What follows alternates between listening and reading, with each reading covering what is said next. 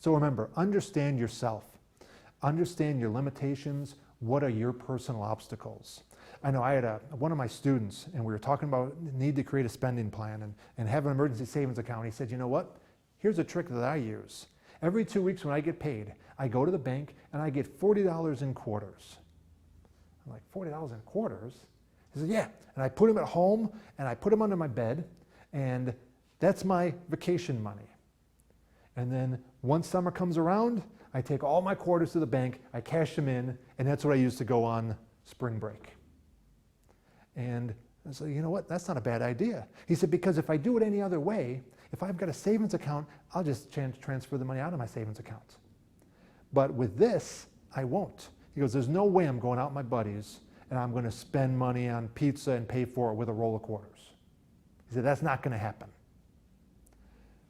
So he figured out himself.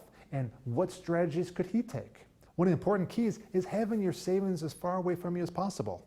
If you said, hey, I'm going to keep my savings account in my wallet, how many of us are going to be tempted to take money out of our wallet? If we say I have it in a savings account, but I've got a debit card attached to it, not good either.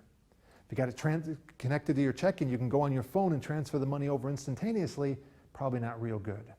Now, you could go online, set up an online savings account where it's going to take a couple days to transfer to your main checking. Don't have a debit card attached to it. All things that can be done and should be done and considered.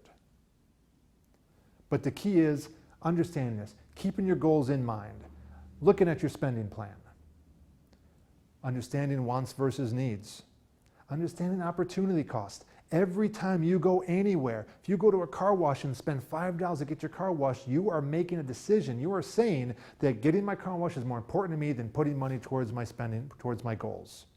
All those things, those are decisions you're making.